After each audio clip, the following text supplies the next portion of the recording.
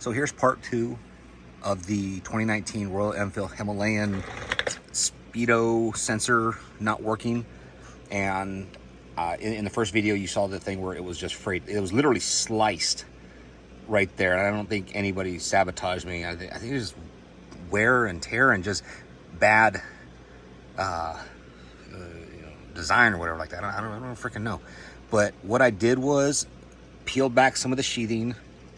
I added about that much wire, and I had to, and obviously had to splice back or cut back a lot of the wire to fit those little soldering connectors, those self-soldering connectors with just like a little flame, and wrapped it up, put it back in its little holder here to keep it.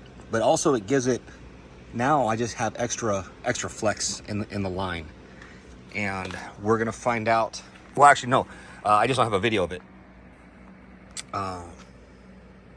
Caboose already took it for a ride and the speedometer was working. I don't think it's gonna show anything if I don't have the key in it, but I'll make one more video on a short ride or something like that and give you the final update. So thanks for watching. See you next time. Ride.